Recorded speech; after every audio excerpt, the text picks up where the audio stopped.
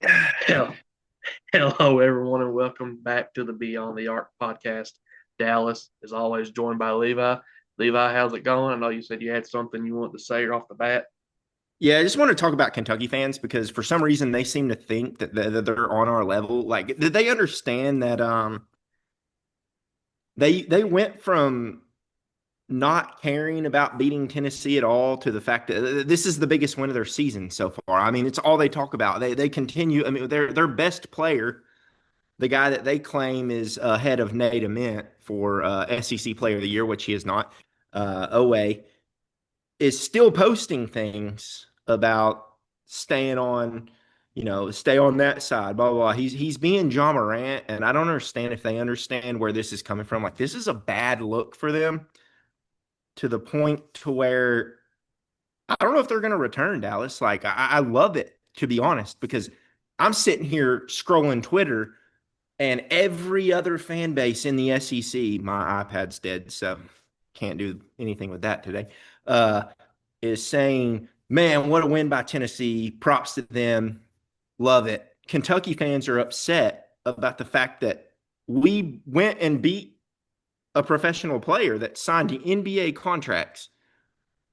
Like, there's been a few of them I've seen say things like, wow, I pulled for Tennessee tonight. Never thought I'd see that happen. But I'd say 75% of their fan base is still on the side of like, no matter what, I'm pulling against Tennessee. And I would be 100% honest, Dallas.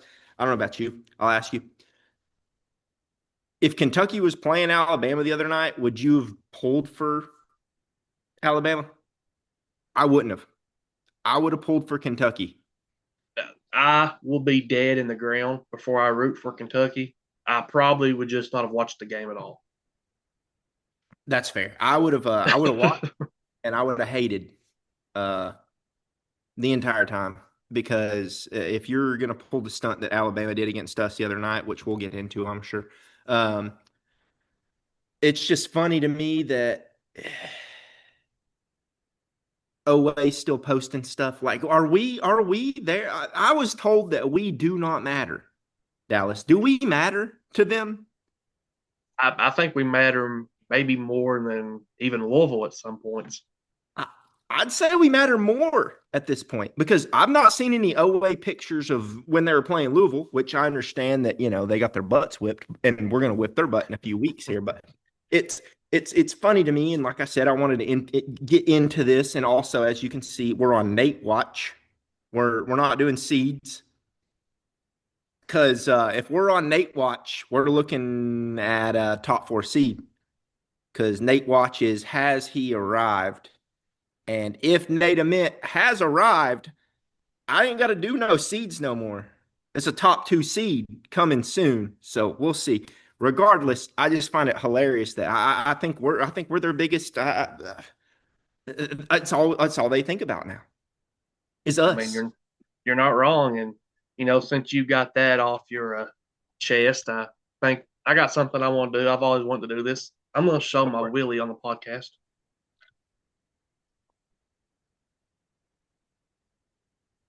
All right, get that off. Let's go. Let's lock in. All I right. had no idea where this was going at first. When you said I was going to show old Willie on the podcast, I was like, well, there won't be a whole lot to show. So uh, let's ride with it.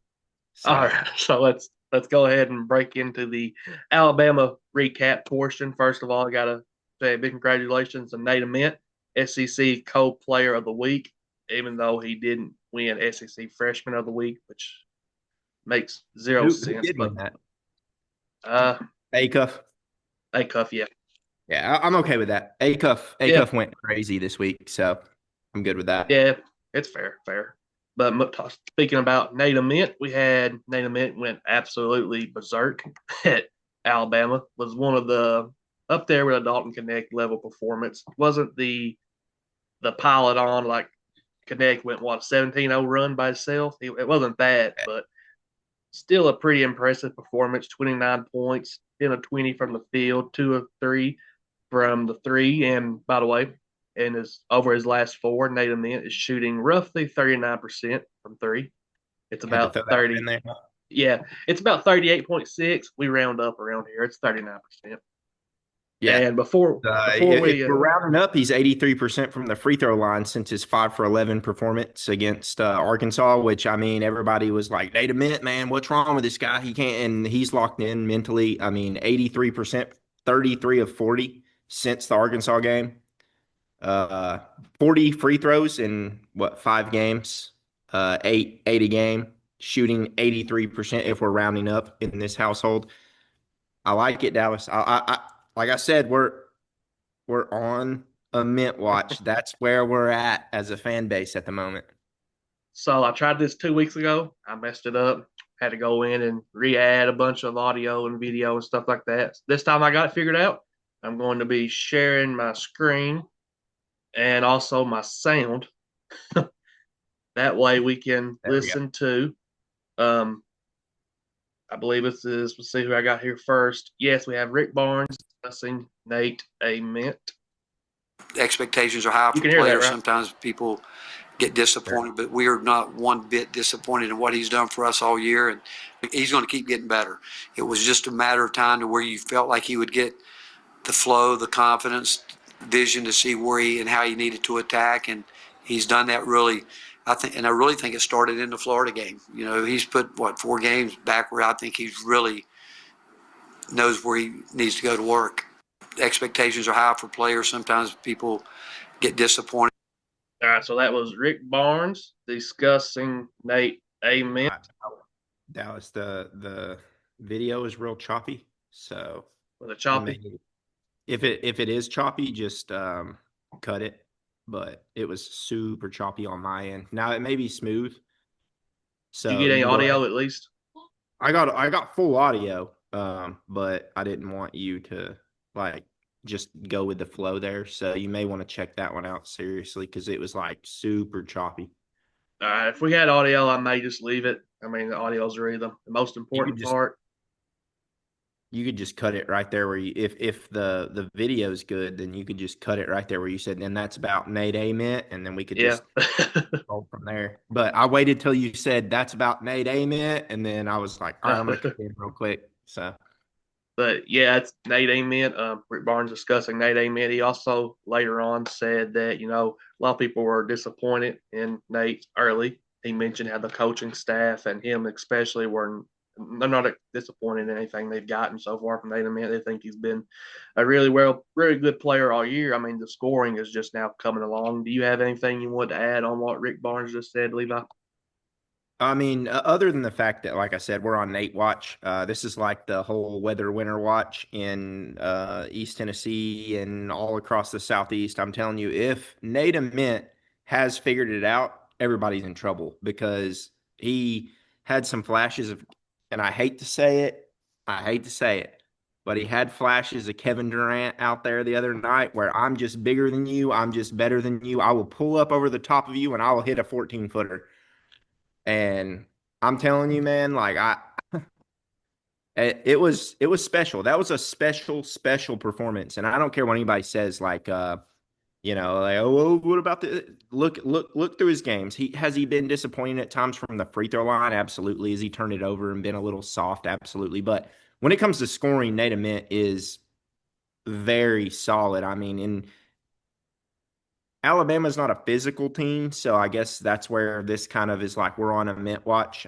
If we're going to take that step, it's going to have to be like, hey, I'm going to get to my spot against a team like Ole Miss or the other physical teams. Like Kentucky's pretty physical. Like I'd like to see Nate take over in Rupp Arena here in a couple weeks. But the whole point I'm saying here is we're on a mint watch because if he has fully figured it out at the fact that just because he's not as strong as people, um, he can get to his spot. And that's all it takes. If Nate can get to that 13, 14-foot jumper, even 8-foot jumper, we're a special team because other teams have to respect that. And you could see the other night, Alabama was scared to death. I mean, every time that Barnes isolated Nate, it felt like that almost like their entire fan base is about to run out and try to guard him because they had nothing for him. I mean, heck, they even put a former NBA player on him, and that didn't help at all. So it felt like a Kevin Durant level game to where, hey, like my guy's better than yours, and he's bigger, and he's a better scorer. And I'm just going to give him the ball and let him work. And I mean, what he was 6 for 7. Didn't mean to go there, but 6 or 7 in the game from outside of 8 feet, outside of what we would call the paint level. And anytime Nate Ament is doing that, we're not losing a basketball game, Dallas. We're just not. I agree, and I mean that's about all I had to say about Nate Ament. I guess from here we can move on to JP Estrella, who got his first start of of his career. I'd kind of been a little bit down on at JP here recently. I'm not going to lie. His performances, he looked kind of lost. I didn't know if maybe that was something to do with the injury. Maybe he was still finding his way back. Stat line, you don't see a lot from Estrella, but down the stretch, he was huge. He had a big offensive rebound. Now, Rick Barnes did mention he knows he should have passed that ball out. He should have not went up with that. But other than that, I thought that Estrella was I don't know what that was maybe one of maybe one of his bigger performances down the stretch there, and I guess we'll try this again one more time. Hopefully the video is not too choppy and the audio is good as well. We have here, this is, make sure, yep, this is Rick Barnes discussing JP Estrella. Really, again, the team that we started tonight was a team that we thought would be our starting team. It's the first time when we put our roster together. This is the team we thought we would start from day one. And I respect the fact that he's had to fight really hard from his injury a year ago to get back to some other injuries along the way. But I thought he was really locked in. I thought as the game went on, he got, we started switching and we just kept trying to get our post guys to back up as much as we could. And finally, the last part of it, we were able to do that a little bit. He had one great possession trying to guard foul on it. But we're proud of him. He got a big rebound. He knows he should have probably kicked out. Probably should have brought that back out. That's what we do. And but he played really hard, and he and Felix came up with some big plays here at the end for us on glass. Coach, how did you feel about JP? Shit.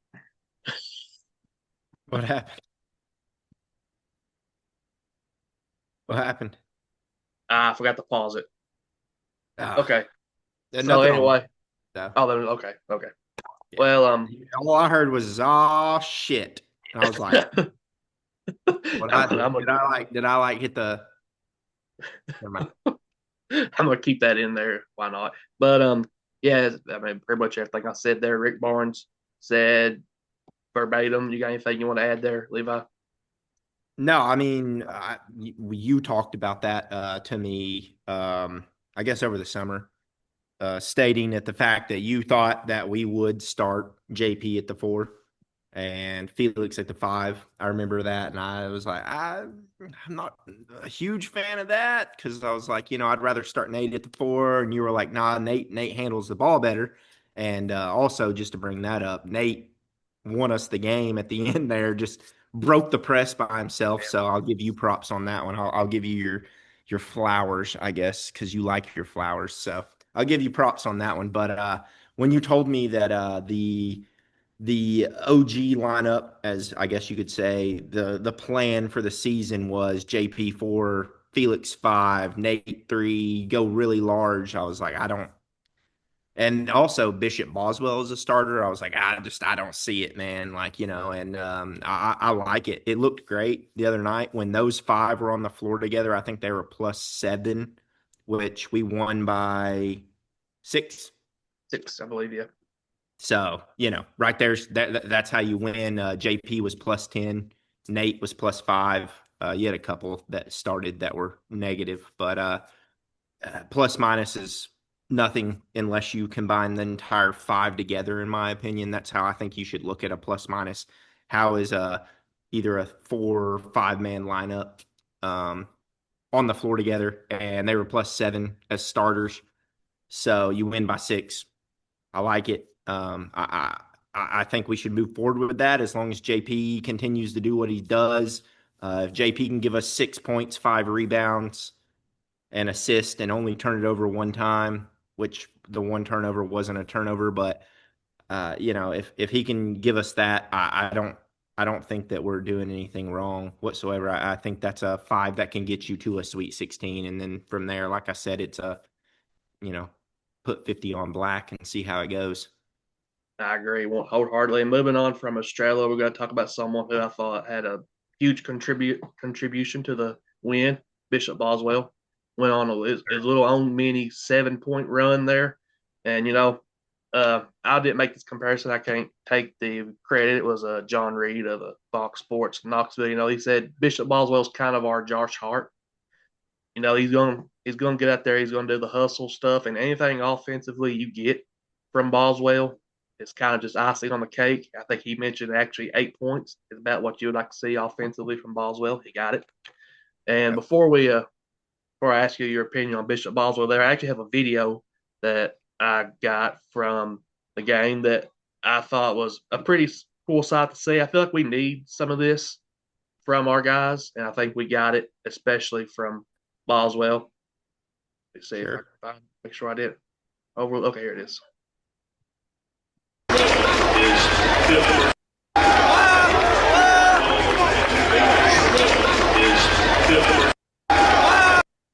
All right, so I don't know if you can make out exactly what he's saying there, but he's waving by But to the he's waving by to the Alabama students as they leave, and he's screaming bye bye. I think this team needs someone that's kind of a villain, absolutely. Yeah. and I think He's that. He's that. He is absolutely that. yeah, and I think he could be the perfect villain for this team. You got anything you want to add on Boswell yourself, Levi? No, I'm agreeing with you there. I mean, I don't know if you saw the video. It was posted by Vol Basketball, but when you leave the arena there at Coleman Coliseum, you walk through to where you can see where the students leave, and our entire, basically, team, Troy Henderson, Boswell, all of those guys were, bah, and this team's needed that. They've been punked a couple times, and I think it maybe, I'm gonna say, I hope it's what they needed, and they get to the realization that it's way more fun to tell somebody bye, and also you got to protect your home court. So, but I mean, Bishop is, if I could put him into anybody else's shoes, I would say that Meshack probably took him under his wing. He's respectful. He doesn't.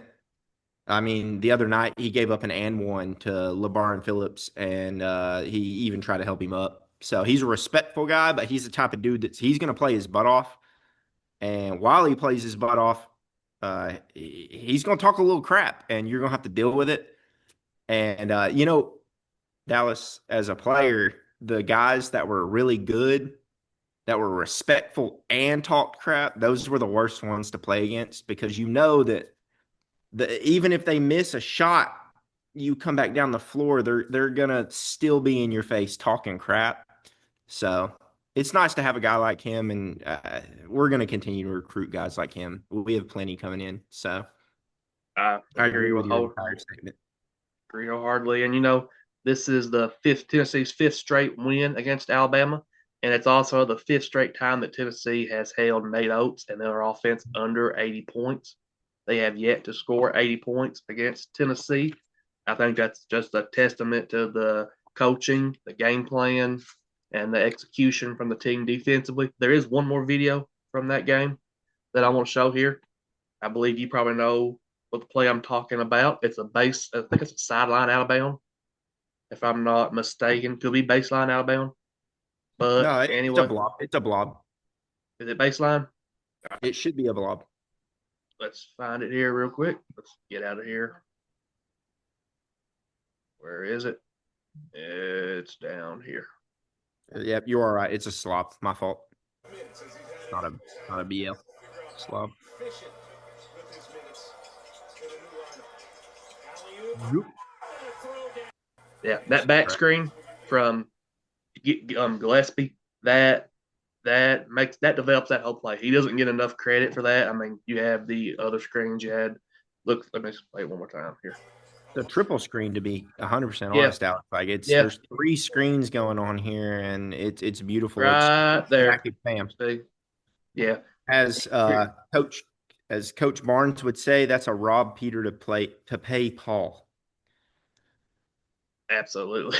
And I mean, that like I said, that was just a huge play in the moment. As you saw, I think gave Tennessee a 4 point lead, and that I think they even ran that again, maybe even on the opposite sideline, and it worked again to perfection. So that's just a credit to Rick Barnes and the coaching staff.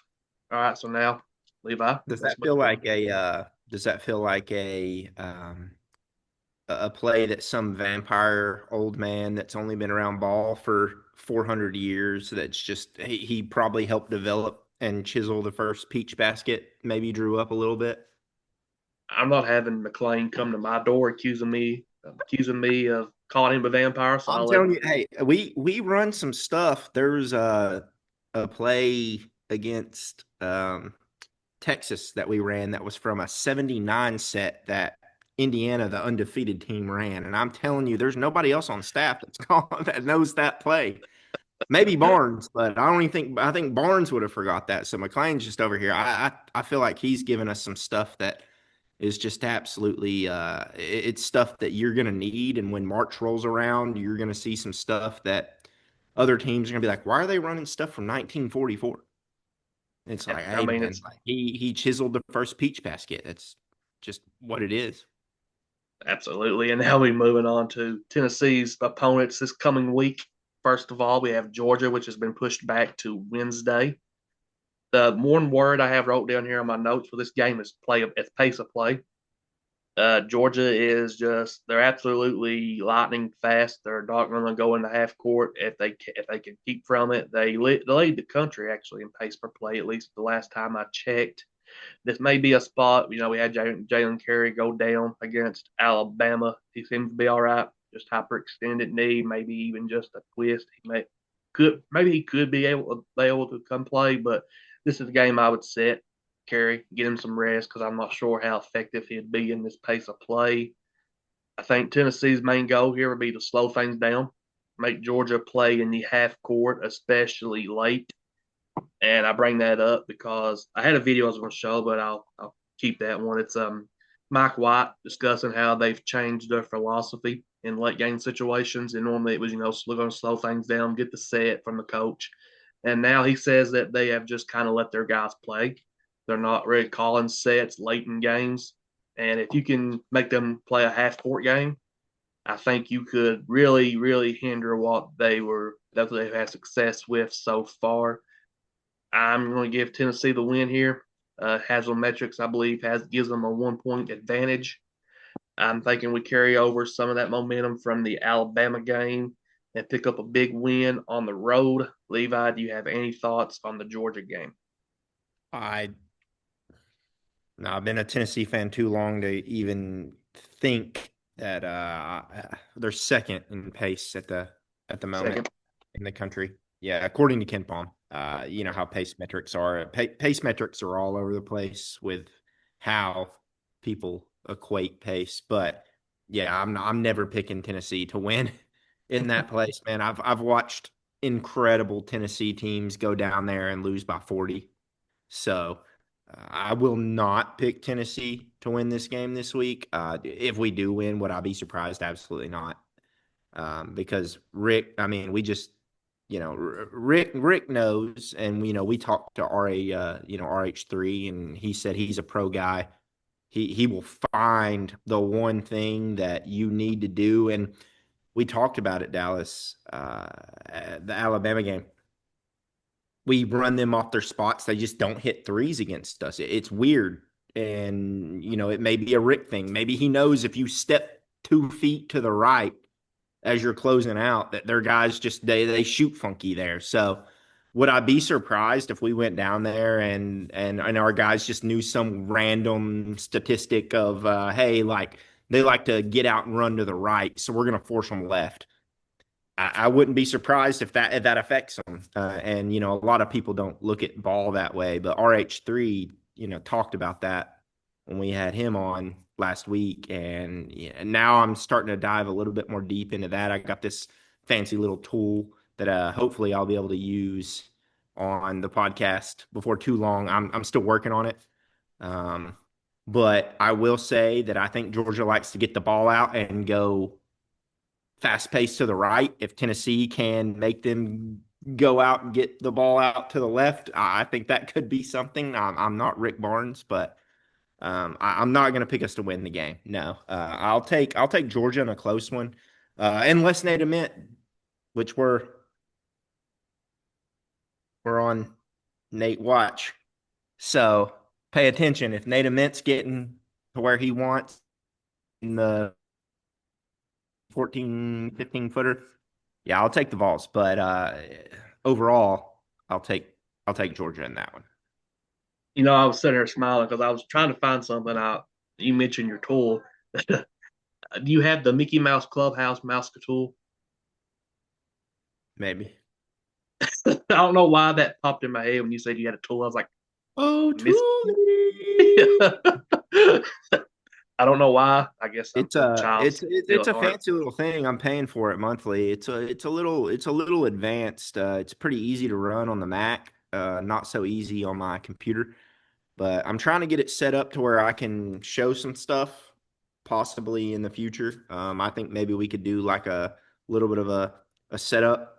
Not to take anything away from you, but I think it'd be really cool if we can get like maybe a little 5 minute feature of some stuff, and it highlights the entire play and everything like that. So I'm trying to get it set up, but it's really nice, and it also shows the ins and outs of what teams like to do, especially Georgia. Like I said, they like to push the pace to the right side of the floor. It highlights pace levels, so I'm hoping to get it set up before too long, and we'll work on that together. So Sounds awesome. And now moving on, I guess, to Auburn.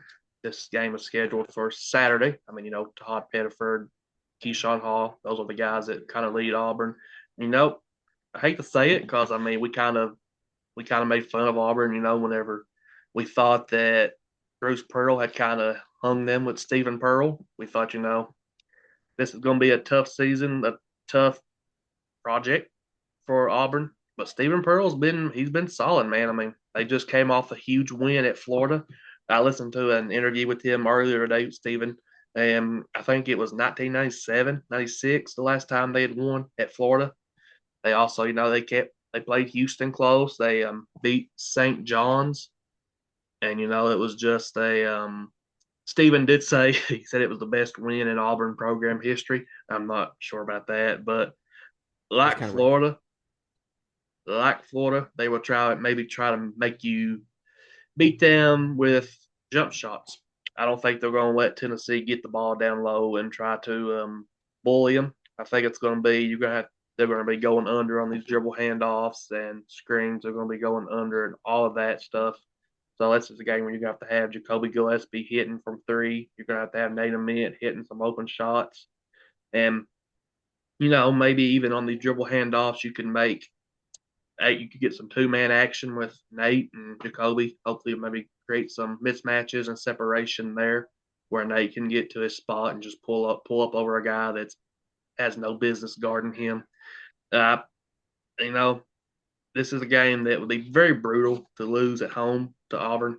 I'm going to pick Tennessee. Levi, what are your thoughts there? Who's going to guard Nate Ament? Yeah, it's kind of my feeling too. Uh, like I said,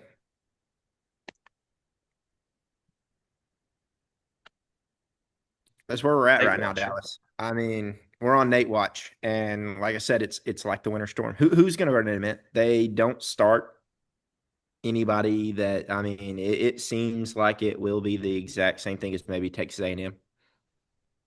Uh, will well, it may be a little rough, which we've done that. We've been rough early recently in SEC play, and we've came back to win games, and then we've looked great against a team that I'm not going to mention early, and everything fell apart. So I feel the Auburn game will be exactly like the A&M game. Hopefully not 2 overtimes. I don't need that in my life. My mom gave our tickets away to a guy that was a running back for Auburn way back in the day, and he was the backup to a man named, I think his name is Bo Jackson or something like that. But that guy apparently is going to the game instead of me. So, but I will say, it's it's.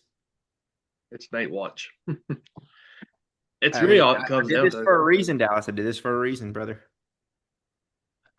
Really all it comes down to. So with that being said, let's move on to our college basketball pick'ems. Levi actually had the honors of picking this week's games because he, for some reason, feels like I rig it. I had a horrible week. I'm not even gonna lie. I went 0-3. Levi, you went 1-2. So the records are currently me 21-14, Levi 18-17. Despite the fact Levi says I have the records wrong, they are correct. They aren't. So Levi, go ahead and tell the people what games we're picking this week. So I will say, I thought that I picked the BYU game against TCU and not against Texas Tech. So that's where I thought I went wrong, and I went back and I looked, and I just didn't text back because I was like, dang. I figured. I was like, oh, I'm 3-0 this week, and you were like, no, you got one more, and then I was like, oh, they're playing tonight. So I stayed up on the couch, like I'm about to go 3-0 this week. I'm gonna get a little bit of get back, right? And it's not a get back, but for the games this week, Dallas, since I'm going to keep up with them and you're going to not rig everything like you always do, even though last year I think you were way behind me. Um, and then things went to crap for me. I've lost where I put my picks in my notes because I have not been at work today. Let's see. All right. We got Louisville at Duke tonight. I will say, Dallas, Louisville flew to Duke today. today. So, and you know Louisville, they're a jump shooting team. And I don't care Yep. what you say. If you fly on a plane and go play somewhere, you're in trouble. Who you got? I'm going with Duke, as you said. I mean, even if they had flew in last week, I just don't think Louisville has the guns to go in the Cameron Indoor and win that. I mean, they could keep it close, but I think at the end it's going to be Cameron Boozer and Isaiah Evans just giving Louisville hell, basically. So give me the Blue Devils. Yeah, I'm with you. If Duke wouldn't have been crazy today and got snowed in, I guess I would say I would absolutely take Louisville because I feel like their jump shooting style is really good in these weird situations, these weird gyms. Close gyms are easier to shoot in. But the fact that they literally flew out 4 hours ago and they're just going to land and go play a basketball game, I'm going to take Louisville. Okay. All right, Levi, what's the next game we got? We got Arizona at BYU, which is also tonight. That's right after the Louisville Duke game, isn't it? You are correct. Straight off, it's the doubleheader. What is it? The Big Monday. We're finally into the Yeah. Big Monday season, the best season of the year. We get the Big Monday, the Super Tuesday, all the awesome. Like you're gonna get games just piled in. So this is yes, 100%. It's what are you doing? I mean, I agreed with you, but then you kept going and you could have just stopped. But this is the ultimate. If you're, a huge basketball guy like we are, this is the time of the year we get like I said, you know, all the good stuff. Mondays, Tuesdays, Thursdays got a few games. I mean, we're picking 5 this week, so it's about time we switch to the 5 instead of the 3 because there's just so many games that I feel like you gotta throw them on the docket and let us pick. Who you got, Dallas? I got Arizona. They're undefeated so far. Going into BYU is gonna be tough, man. I mean, AJ Debonsa, how you pronounce it? He's for real. He's gonna You're the be a. one that's told me how to pronounce it all year, and now you're saying however It's you. it's Debonsa. I think I pronounced it wrong the first time, but it give me Arizona, Copitt, and Tabea Waka. Gonna be down there and then give them give them boys heck. Since it's BYU, I'll say heck. Who you got? Yeah, I'm gonna take Arizona as well. Kobe, brother, that guy is. I mean, he's just him and Awaka, and that front line is just. If we ever ran it into the tournament, I'm afraid it'd be like the Houston game last year. I feel like it's huge trouble for us. It's the another one of those teams that if we run into, we're cooked. So yeah, give me Zona on that one. All right, let us know the next one, Levi. Nebraska at Michigan, top five matchup at Michigan, gonna be a crazy one. What you got, Dallas? I've got Not Michigan. five, I, but top yeah, 10, same thing. I've got Michigan. I've thought about actually going with Nebraska for a split second. Hoiberg has been really good there. I mean, he had that brief stint Great. in the, I said brief stint in the NFL, brief stint in the NBA I mean, it's possible was, nowadays. I mean, you can go play NBA games and come back to play yeah, against college players, and then Nate Ament's going to give you 30 on your head. So, I mean, yeah. But he's been solid at Nebraska. But I got to go Michigan. I actually just I was curious what Metrics had this game as. I clicked I clicked on there, and as of last look, Michigan is favored by 27 points on Metrics. Yeah, And I'm gonna roll with the blue as well on that one, only because of the next game. But yeah, I think we're both the same on that. Uh, I don't think that one will be pretty, Dallas. I do not think that one will be pretty. yeah, most likely will not. All right, so you mentioned the next game, Levi. Tell us what it is. Michigan at Michigan State, and I'm gonna tell you, I do not like the blue in this one.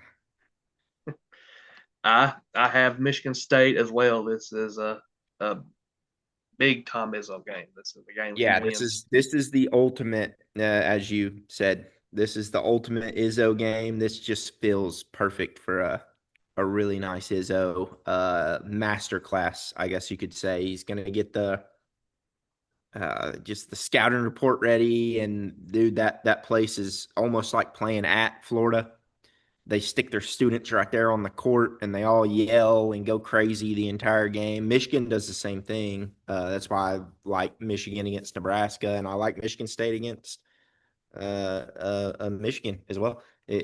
That's going to be, in my opinion, one of the real fun ones to watch this Saturday. So if people want to, that people that listen to us, if they really want like one game to let them lock into some college basketball, get going, like watch Michigan at Michigan State, because that one's going to be a heck of a time.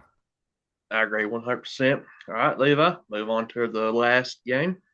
Bama at Florida, which I have no clue about. So I'll let you start, and then I'll just let you tell me what you think, and then I'll go the opposite direction. I also have no clue about it. I mean, for Tennessee purposes, we probably want Bama to go in there and win, don't we? Absolutely. But I mean, Florida just lost at home to Auburn. I feel like Florida's going to come ready to play. So I'm I'll be going ready. with Florida, but I think it's 50-50. But give me Florida. I'm a say that Bama doesn't shoot the ball. Like I said, I'm going opposite of you. So, and that's just straight up off nothing that what you think. I just for the fun of the game, I think Bama won't shoot as bad as they did against us, because I don't know that Florida will run them off. There's something that Rick Barnes does to them boys when they shoot against us, and I mean it's just the truth. I think. Let me see here. I got it in my notes. Um, 30 seconds here, not 30 seconds, but 10 seconds. Yeah, they're shooting 31.2% against us in the five losses, and they shot 48 in one of them in one of the losses. So there's something that Rick has figured out to force Bama to not shoot well. Couldn't tell you what it was. I'm gonna, like I said, dive back to RH3. But you know what? I'm gonna say that Bama goes down into Florida, and they shoot the lights out, and they get the W. Sounds very realistic to me. All right, so moving on to the final segment, the hardly known Hoopers. This week I have Alan Graves from Santa Clara. Just a defensive menace. On the season, he's shooting 38% from three, which so he's probably your prototypical 3-and-D guy in the NBA if he were to make it, and I think he should. He's got a 4-0 assist to turnover ratio, 6'9", 220 pounds. I told you there was a player he kind of reminded me of. I think I figured it out. Matisse Thybulle, I think, is a good comparison. And there's Hmm. also Dorian Finney-Smith. I think those are both really good comparisons. I think he's just that guy that's going to come in, lock down, maybe hit a few corner threes in his time. Maybe it's even just above the break for threes. Also, I think this was the guy I think I was thinking of initially, but he's a much better offensive player. Andre Roberson. As an OKC fan, I was a big Roberson guy. He couldn't shoot at all, really. He's dating Rhea Demita now, which is just heartbreaking to me. But you know it. Alan Graves is a guy you got to check out. If you want to watch Santa Clara. You also there was a Boki that you had as a hardly known hooper a few weeks ago. Both very talented players. Levi, who's your hardly known hooper for the week? We're heading to San Diego State University. Miles Bird, brother. I mean, just an absolute bucket this year so far. Averaging ridiculous numbers across the board. He leads San Diego State, and I don't know if you've noticed, Dallas, but if you watch San Diego State, it feels like all their games come down to like a half court heave. And Miles Bird is 3 for 4 from outside of 45 feet with the game on the line this year. So, Miles Bird, as we get closer and closer to like basketball truly taking over the TV screen, it gets a little harder to find the hardly known hoopers. But Miles Bird, if anybody's watching, like you got to go check out San Diego State. They play every game close. They do. I don't even know what, to be honest. Like they for some reason go down 6 points with a minute left and then somehow heave from half court. I mean, imagine shooting 75% from 50 plus feet in a season so far. So he's been there. Give it to him, and hopefully he hits it. And he's hit them. He's hit them all this year. So we're slowly going to creep into basketball, like true basketball season here. The NFL will be done in a couple weeks, and yeah, if you're going to watch, definitely check out St. Mary's with the guy that we've had two hardly known hoopers on there now. Uh, Definitely a team to watch. So. And we even called the guy from Winthrop last year that was Yeah, just super fun to watch. So it's I don't think we've missed many when it comes to these types of guys. We're both degenerates, so we like these. We like to watch these games as you and I were talking about last night that start at 11 o'clock Eastern, and maybe I might be falling asleep, but if it's a close game, I'll be struggling at work the next day. yeah, I kind of got pat myself on the back. I know he wasn't too hardly known at the time that I mentioned him. He was known around basketball circles, but for the casual fan, they had no clue who Yaxel Lindenberg was. I had him as a hardly known hooper last year from UAB, and now Yeah, he's potential national player of the year. I'm not sure if I thought he was that good, but he's just absolutely tore it up. And you mentioned Bird being 3 or 4 from above 40 feet, whatever. It it is. made me remember of a guy I went to school with in 8th grade. Actually, we had 2 games back to back. He hit half court heaves at the end going to halftime. So shout So out does guys, Justin. man. You're out there practicing your 15-foot jumper, and they're just throwing up half court shots, and you're like, dude.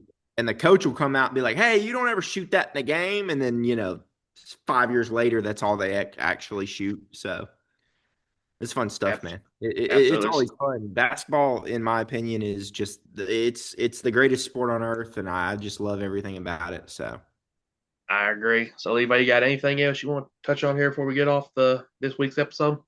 Uh, Before I completely log, I'd like to say I appreciate you for all you do, letting me yap around on the podcast. But also, I'd like to say a 2-0 week for Tennessee would likely put us back on the top 16 seed line. So it'd be huge if our guys can go out, going 2-0 this week.